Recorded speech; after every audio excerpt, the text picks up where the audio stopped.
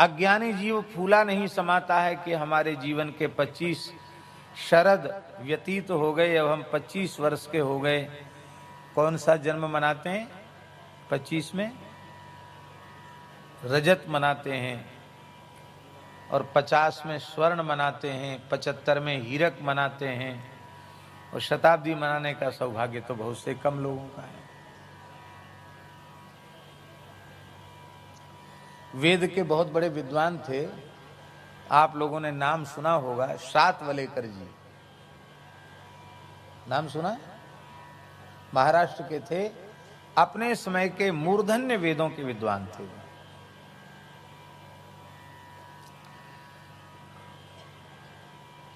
उनका जन्मोत्सव विद्वानों ने मनाया। वे 75 वर्ष के हो गए थे, उत्सव मनाया।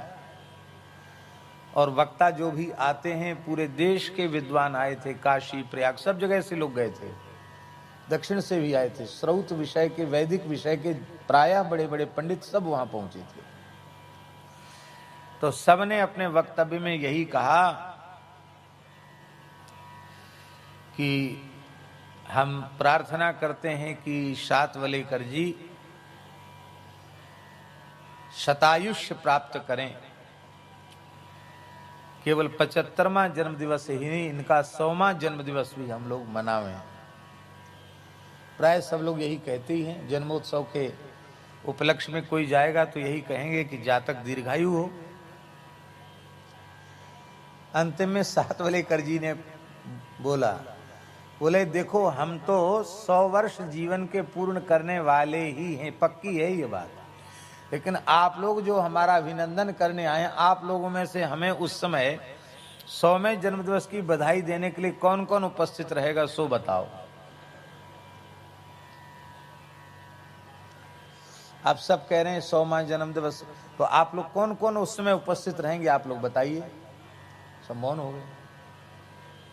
अब प्रश्न है कि भाई दूसरे लोग नहीं कह सकते, आप किस बल पर कह रहे हैं कि हम 100 वर्ष जिएंगे ही? तो शातवलेकर जी ने यह प्रश्न भी उठाया कि आप सोच रहे होंगे भाई ठिकाना है नहीं, तो आप किस बल पर कह रहे हैं ये बात? उन्होंने कहा, हमने अपनी जानकारी में अपने बाल्यकाल से लेके अब तक यथासाध्य वैदिक सदाचार का पालन किया है।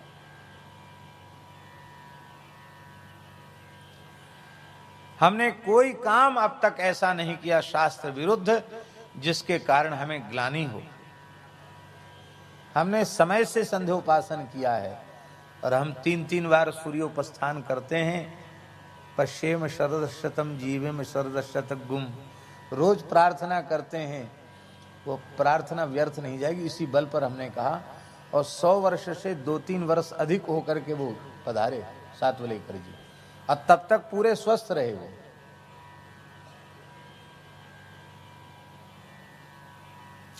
यह है अपने धर्माचरण का बल,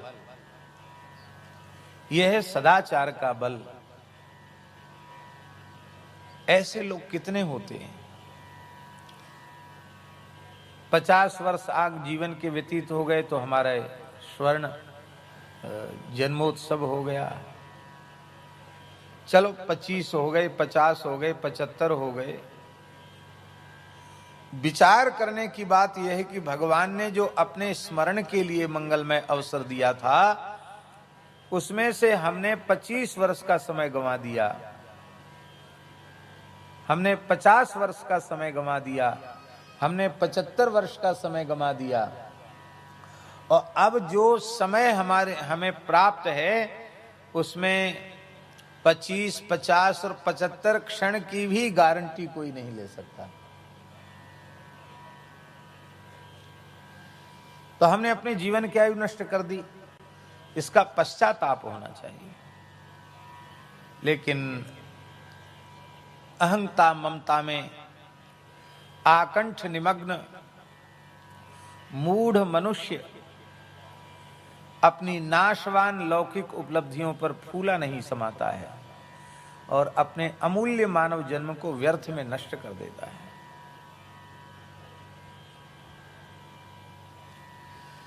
सभी प्राणी जितने शरीरधारी हैं सबके सब मौत की ओर बढ़ रहे हैं। और सबको क्या करना चाहिए? यत् श्रोतव्यम अथो जप्यम यत् कर्तव्यम रवि प्रभो स्मर्तव्यम भजनीयम वा ब्रूहि यद्वा विपर्ययम्। हे भगवान, उस कल्याणकामी मनुष्य को क्या श्रवण करना चाहिए, किसका जप करना चाहिए, किस कर्म का अनुष्ठान करना चाहिए, किसका स्मरण करना चाहिए, किसका सेवन करना चाहिए, अथवा किसका त्याग करना चाहिए, क्या ग्रहण करे और क्या त्यागे, आप कृपा करके बताएं। हे भगवान, हमने सुना है कि आप किसी गृहस्थ के द्वार पर जाते ही नहीं। क्यों? बड़े बड़े विरक्त संत भी, यति भी गृहस्थ के द्वार पर जाते हैं। क्यों जाते हैं? भिक्षार्थ जाते हैं। भले ही वे कंचन कामनी आदि के परिग्रह से सर्वथा विमुक्त हैं, फिर भी देह धर्म है कि कुछ न कुछ इस जठराग्नि में समर्पित करना ही पड़ेगा। तो वे जहां की भिक्षा ग्रहण करने योग्य है वहां वे यति भी विरक्त भी जाते हैं भिक्षार्थ। आजकल तो सब मनमाने तरीके से हो गया। वैसे यतियों के लिए भी विधान है, चतुर्थाश्रमियों के लिए, कि वे कहां भिक्षा ग्रहण करें, कहां भिक्षा ग्रहण न करें, किस अन्न को ग्रहण करें, किस अन्न का त्याग करें। अब तो वो परंपरा ही विलुप्त प्राय है। लिखा है पुराणों में, अमृतम ब्राह्मणस्यान्नम क्षत्रियान्नम पयस्मृतम वैश्यान्नमन्नमेवं ही। आगे श्री वृंदावन बिहारी लाल की। निषिद्ध कर्म करके जो अपना जीवन यापन करते हैं उनका अन्न रुधिर के समान कहा गया है। अब यहां विचारणीय बात यह है कि ब्राह्मण का अन्न अमृत इसलिए है कि वह मनवाणी क्रिया से पवित्र आचार वाला है। यदि ब्राह्मण भी ब्राह्मणोचित वृत्ति से युक्त न हो, नाम मात्र का ब्राह्मण है, अशुद्ध खान पान है, आहार विहार विचार सब कुछ बिगड़ा हुआ है, तो दास के विचार से ऐसे ब्राह्मण का अन्न भी अमृत नहीं हो सकता है। असिजीवी मसीजीवी इत्यादि सब निषिद्ध किए गए हैं।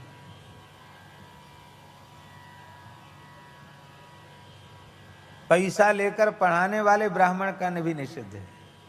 बोलो वृंदावन बिहारी। कैसी ब्राह्मण की महिमा इसलिए है, वह तपोधन है। शिलोंछ वृत्ति से उसके यहाँ अन्न का संग्रह होता है, उसके अन्न का एक एक कण अत्यंत पवित्र है। क्षत्रिय का अन्न दुग्ध के समान इसलिए है क्योंकि उसने अपने संपूर्ण जीवन का उत्सर्ग गौ ब्राह्मण अबला नारियों की सनातन धर्म की सर्वविध सुरक्षा के लिए अपने संपूर्ण जीवन को समर्पित किया है, इसलिए उसका अन्न दुग्ध के समान है। किंतु जो क्षत्रिय ब्राह्मणों का भक्त नहीं है, वेदादि शास्त्रों में जिसकी श्रद्धा नहीं है, जिसका आहार विहार विचार आचरण सब अशुद्ध हैं, जो नहीं खाना चाहिए वो खाता है, जो नहीं पीना चाहिए वो पीता है, जो नहीं करना चाहिए वो करता है, तो उस क्षत्रिय का अन्न भी रुद्र के समान त्याज्य है, ब्राह्मण का अन्न भी रुद्र के समान त्याज्य है, यदि वह ब्राह्मणोचित कर्म नहीं करता है तो। वैश्य का अन्न अन्न है, माने वो भी ग्राह्य है, किंतु वैश्य भी कृषि गोरक्ष वाणिज्यम वैश्य कर्म स्वभावजम, कृषि गोरक्षा और वाणिज्य वैश्य के स्वाभाविक कर्म हैं।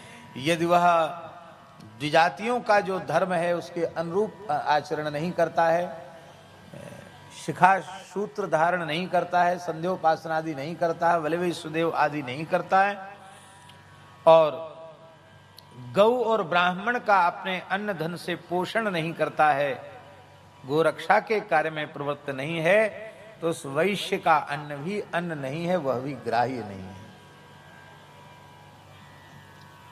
अब एक बात और हम कह रहे हैं, यद्यपि वह बात सबके गले उतरेगी नहीं, लेकिन फिर भी हमारे मन में आ रहा तो हम कह रहे हैं। ऐसे भी प्रमाण हमारे यहाँ पूर्व इतिहास में प्राप्त हुए हैं, जिनका जन्म ब्राह्मणेतर कुल में हुआ था। ब्राह्मणेतर नहीं, वे द्विजाति भी नहीं थे, चतुर्थ वर्ण के ही थे, लेकिन वे भक्त थे, वैष्णव थे, उनका आचार विचार व्यवहार अत्यंत पवित्र था, तो बड़े बड़े महापुरुषों ने भी उनके यहां से भिक्षा न ग्रहण किया।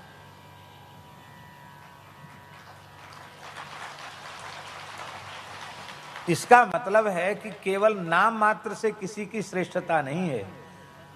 यह बात ठीक है कि हम लोग जन्मना जाति स्वीकार करते हैं, लेकिन जन्मना जाति के साथ साथ तदनुकूल आचरण भी होना चाहिए। तो यतियों के लिए भी भिक्षा ग्राह्य है, वो भिक्षा लेते हैं।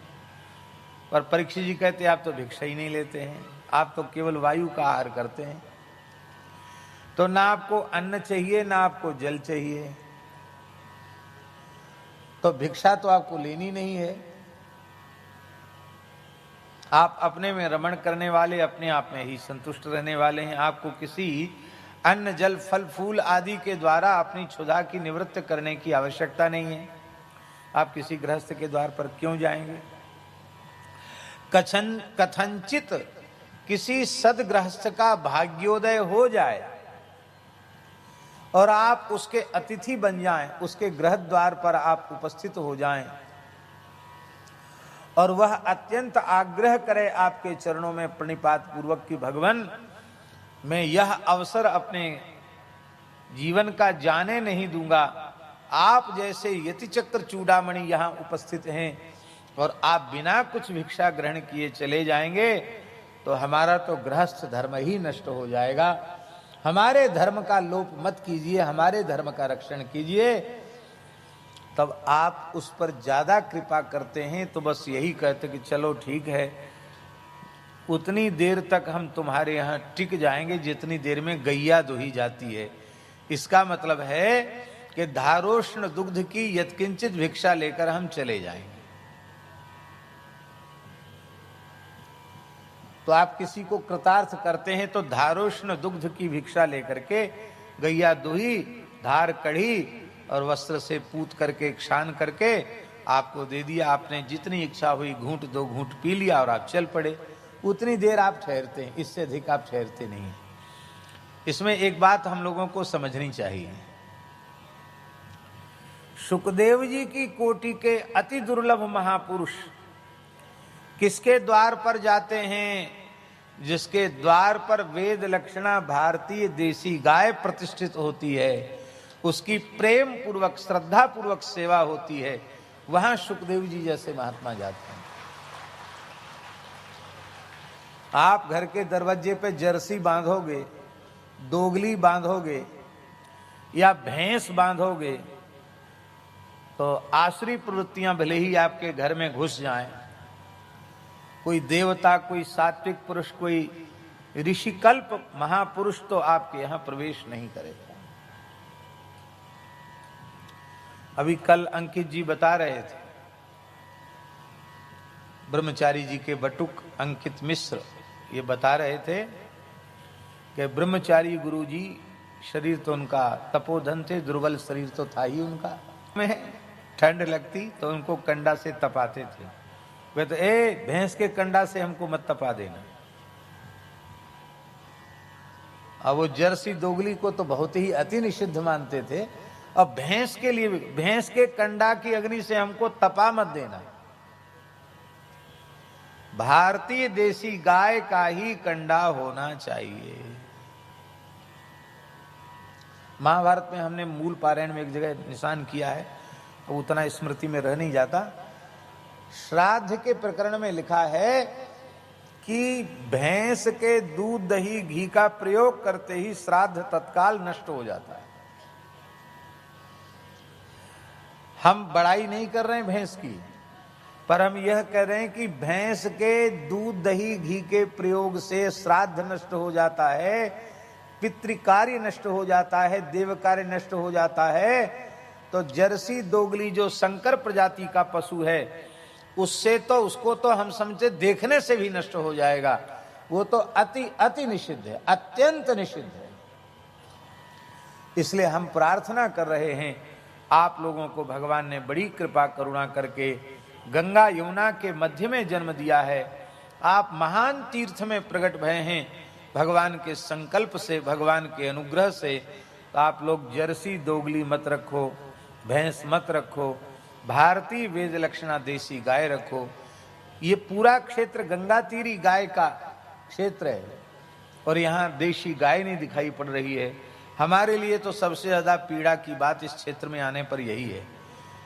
हम 1 दिन 2 दिन घूमने गए थे, लेकिन इसके बाद घूमने नहीं गए। यहाँ जहां देखो वहां भैंस, जहां देखो वहां जर्सी।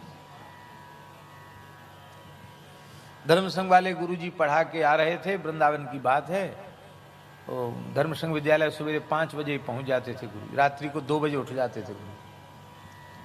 और पैदल पैदल 5 बजे तो धर्म संघ पहुंच जाते थे। कहाँ सेवा कुंज, कहाँ धर्म संघ रमण रेती में।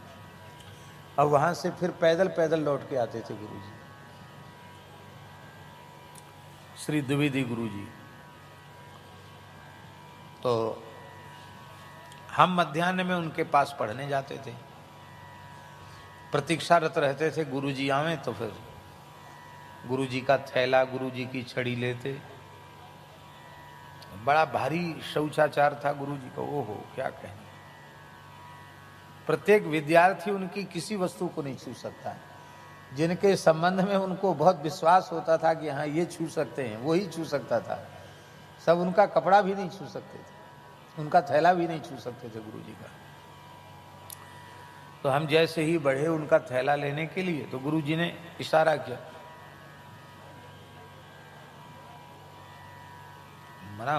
मना कर दिया। हम सोचे भाई गलती क्या होगी, गुरुजी ने मना कर दिया। और गुरुजी गए, सवस्त्र पूरा स्नान किया, थैला कपड़ा सब धोया। कूप जल का ही व्यवहार करते थे, जीवन में नल के पानी को तो छुआ नहीं उन्होंने। पूरा स्नान किया, यज्ञोपवीत परिवर्तन किया। इसके बाद बोले बोलो। 1 घंटा लग गया लगभग इस काम में। हमने कहा गुरुजी आप प्रसाद पाले? नहीं, तुमको बहुत विलंब हो गया, पहले पढ़ाएंगे तब प्रसाद पाए, भोजन करेंगे। हमने कहा गुरुजी क्या हो गया? पूरा स्नान किया, सब कपड़ा धोया। तो हंसने लगे, बोले उधर से आ रहे थे तो भैंस ने अपनी पूंछ घुमाई, भैंस की पूंछ स्पर्श कर गई, इसलिए स्नान किया यज्ञोपवीत परिवर्तन के लिए। आप सोच सकते हो, पवित्र सरयू पारीण विप्र थे वो। और ये बटुक जब वत्स गोत्र का उच्चारण करके अभिवादन करते हैं तो हमको तत्काल धर्म संघ वाले गुरुजी की स्मृति हुआ थी, क्योंकि वो भी वत्स गोत्रीय थे। हाँ, क्या कहना। देशी गाय अपने दरवाजे पर रखो, गाय का पोषण करो, यह हम आपसे विनम्र प्रार्थना करते हैं। समय तो क्या करें, बहुत चला जाता है और हम बहुत पीछे चल रहे हैं। फिर भी हम एक घटना सुनाना चाहते हैं जिससे आपको अच्छी प्रेरणा मिले। हमारे पूज्य गुरुदेव श्री पहाड़ी बाबा महाराज, जिनसे हमने विरक्त वेश प्राप्त किया, बड़े तपोधन महापुरुष थे, परम तपस्वी महापुरुष थे। लगभग 125 वर्ष की आयु पूर्ण करके तो वे भगवत धाम गए। और ऐसे गए कि सुमन माल जिम कंठते गिरत न जाने नाग। महान योगी जैसे प्रयाण करते हैं, ऐसे उन्होंने महाप्रयाण किया।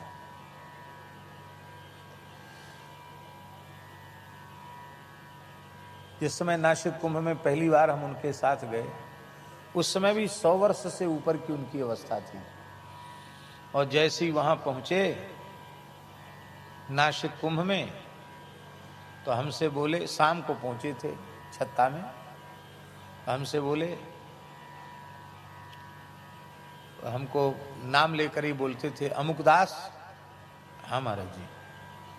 और देखो ये तपोवन है, यहाँ राम जी ने तप किया है, बड़े बड़े तपस्वी ऋषियों ने यहाँ तप किया है, राम जी ने भी यहाँ तप किया है। हम जितने दिन यहाँ रहेंगे उतने दिन केवल गोदावरी का जल लेकर के ही रहेंगे, और हम कुछ भी ग्रहण नहीं करेंगे। फलाहारी लेते थे वो, बहुत सूक्ष्म, थोड़ी सी साग, शाम को दूध। बोले हम केवल जल पिएंगे गोदावरी जी का। ये बात तुम किसी से कहना नहीं, नहीं लोग पीछे पड़ जाएंगे कि कुछ खाओ कुछ खाओ, विक्षेप होगा हमको। ठीक है महाराज जी, नहीं कहेंगे। हमारी सेवा इतनी कि हमारे कमंडल में गोदावरी का रोज जल भर के ले आया करो। तो रात्रि को 2 बजे आवाज लगा देते और 2 बजे हम उठ के स्नान, एक बार स्नान करके फिर उनका कमंडल लेकर के गोदावरी जी चले जाते, स्नान करके संध्या उपासन करके वहीं से फिर जल लेके आते। 10 दिन तक केवल गोदावरी के जल पर रहे हो। और जल भी हम समझते हैं 24 घंटे में पाव 1.5 पाव जल ही उनके भीतर जाता होगा, इससे ज्यादा जल भी नहीं। और अखंड बैठते थे। एक बार हमने गिना तो 22 घंटे एक आसन से बैठे हमने उनको देखा। 2 घंटे तो हम शरीर नहीं माना तो खूब गहरी नींद आ गई, नहीं तो उस जब सोए तब देखा बैठे, जगे तो देखा बैठे। एक प्रकार से 24 घंटा हो गया। केवल एक बार 24 घंटे में लघुशंका के लिए जाते, एक बार, और उसी गोदावरी जी के जल से थोड़ा छीट छाट करके कपड़े से पोंछ लेते। स्नान भी बहुत स्वल्प ही करते थे। बाकी शेष जल थोड़ा स्नान में और थोड़ा एक एक घूंट करके पीने में आ जाता था। इसके बाद महाराष्ट्र की यात्रा पर निकले तो घुश्मेश्वर और भीमशंकर, ये सब ज्योतिर्लिंगों का दर्शन करना था। अब उस समय भी वो वही पानी पर ही, 10 दिन से अधिक हो गया। शरीर तो वृद्ध था तो कमजोरी भी तो शरीर में कुछ न कुछ तो आएगी, देह का धर्म है। तो कुछ सेवक लोग, भक्त लोग साथ में थे। उनमें से किसी ने, डरते सब उनसे बहुत ज्यादा थे, तो कहते नरसिंह भगवान हैं, तो किसी ने कुछ कहा तो उसको जोर से फटकार दिया उन्होंने, हट बकबक करता है, तुम खाओ पियो मौज करो, हमारे पीछे मत पड़ो। डर गए। हमसे कहा आप कहिए। हमने कहा महाराज जी सब लोग बहुत दुखी हैं, और हम भी फल लेकर के थे, केवल फल, बनी हुई कोई चीज नहीं। महाराज जी सब लोग बहुत दुखी हैं, आपने कुछ नहीं लिया, कमजोरी थोड़ी शरीर में अधिक हो गई है। तो महाराज जी बोले अच्छा तुम कहते हो, तो गाड़ी चल रही रोड पर, बोले देखो किसी के दरवाजे पर देसी गाय हो तो वहीं गाड़ी रोक देना, हम धारोष्ण दुग्ध पिएंगे तुम सब लोगों के मन को संतोष देने के लिए। किसी भी व्यक्ति के दरवाजे पर गाय बंधी हो पूरी देसी गाय, तो वहीं रोक देना गाड़ी। घुश्मेश्वर की ओर जा रहे थे, रास्ते में अहमदनगर क्षेत्र की बात है महाराष्ट्र में।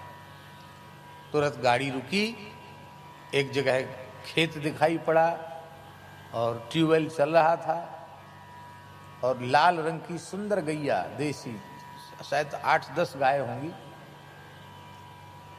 महाराज जी बोले रोक दो यहीं, गाड़ी वहीं रुक गई। महाराज जी गाड़ी से उतरे, और वो गृहस्थ व्यक्ति सर्वथा अपरिचित, ना महाराज उसको जाने ना वो महाराज को जाने।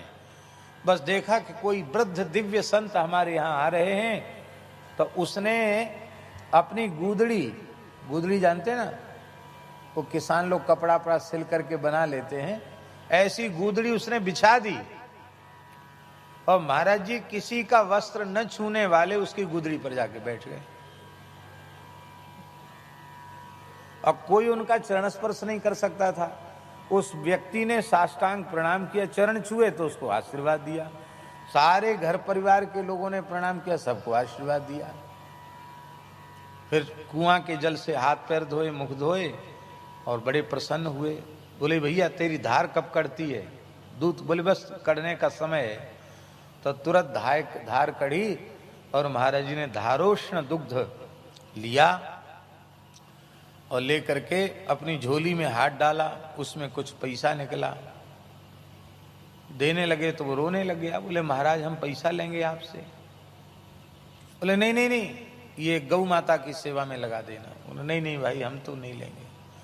तो छोटे बच्चों को महाराज जी ने पैसा दे दिया, छोटी छोटी बालिकाएं थी, बच्चे थे, उनको दे दिया। हमने भी दूध पिया। और भगत लोग थे, उनसे कहा देखो गरीब आदमी है, तुम लोग मुफ्त में, हम लोग तो साधु हैं, हम तो भिक्षा से ही गुजारा करते हैं, और तुम लोग मुफ्त में दूध पियोगे तो आंत फट जाएगी। इसलिए दूध पी के कुछ न कुछ सेवा करना है। सबने दूध पिया और व्यक्ति बहुत एकदम ऐसे हो गया कि हम कैसे सेवा लें। और कोई बात नहीं बच्चा, चिंता मत करो, गौ माता की सेवा में लगा देना, अपने काम में नहीं लेना। तो वो घटना हमको कई बार याद आ जाती है कि बताओ, ऐसे वृंदावन के सिद्ध पुरुष, दिव्य महापुरुष, केवल देसी गाय उस व्यक्ति के खेत पर थी तो उन गायों ने ऐसे सिद्ध कोटि के संत को बुला लिया। तो ये बात है, आपके घर में कोई सिद्ध पुरुष आवे, महापुरुष पधारें, कोई सात्विकता से संपन्न महापुरुष आवे, ऐसी आपकी इच्छा है तो आप श्रद्धा पूर्वक वेद लक्षणा भारतीय देसी गाय को अपने घर पर रखिए, उसकी श्रद्धा पूर्वक सेवा कीजिए। अलग से कोई कामधेनु नहीं, आपके घर की गाय ही कामधेनु है। आप जो चाहोगे वह गाय की सेवा से आपको प्राप्त हो जाएगा। आपको किसी के सामने हाथ पसारने की जरूरत नहीं है और कहीं किसी के पास समस्या के समाधान के लिए जाने की जरूरत नहीं है। आप श्रद्धा पूर्वक सेवा करें तो गाय की सेवा से ही सब कुछ प्राप्त हो जाएगा। नूनम भगवतो ब्रह्मन् गृहेषु गृहमेधिनाम न लक्ष्यते ह्यवस्थानम अपि गोदोहनं क्वचित्। यहां एक भाव और भी है, वो ये है कि दूसरे गृहस्थों के यहां भले ही आप यह मर्यादा रखते हो कि जब तक ठहरेंगे जब तक गैया न दुही जाए, किंतु यहां तो आपको हमारे जीवन का जब तक अंतिम क्षण अवशिष्ट है तब तक आपको यहाँ विराजमान होना ही पड़ेगा मेरे ऊपर कृपा करने के लिए। ये गोदोहन वाली व्यवस्था यहाँ मत लागू करना। यहाँ तो आप पूरे समय विराज कर अपने वचनामृत से हमें धन्य धन्याति धन्य बनाना। श्री सुखदेव जी बड़े प्रसन्न, और सुखदेव जी ने राजर्षि परीक्षित के प्रश्न का अभिनंदन किया है। बरीया नेशते प्रश्नः क्रतो लोकहितं नृप आत्मवित्सम्मतः पुंसां श्रोतव्यादिषु यः परः। हे राजन, यह आपका प्रश्न वरीयान है, अत्यंत श्रेष्ठ है। इसमें केवल आपका हित नहीं अपितु सारे जगत का हित समाहित है। क्रतो लोकहितम नृप, इसका अर्थ क्या है? इसका आशय है कि आपके हित में संदेह नहीं है, आपके कल्याण में संदेह नहीं है। क्यों संदेह नहीं है परीक्षित जी के कल्याण में? उसके कई कारण हैं। विचार करने पर 5 कारण स्पष्ट दिखाई पड़ते हैं। पहला कारण शास्त्री जी ये है कि भक्त पांडवों के वंश में उनका जन्म हुआ है। 7वें स्कंध में देवर्षि नारद जी प्रहलाद जी का चरित्र धर्मराज युधिष्ठिर को, पांडवों को सुना रहे हैं। भगवान श्री कृष्ण भी वहां उपस्थित हैं और देवर्षि नारद जी प्रहलाद चरित्र सुना रहे हैं और प्रहलाद चरित्र सुनाने के बाद कह रहे हैं यूयम नलोके बत भूरि भागा लोकम पुनाना मुनियोभिनंदयन्ति येषां गृहाणा वसतीति साक्षात् गूढ़ं परब्रह्म मनुष्यलिंगम।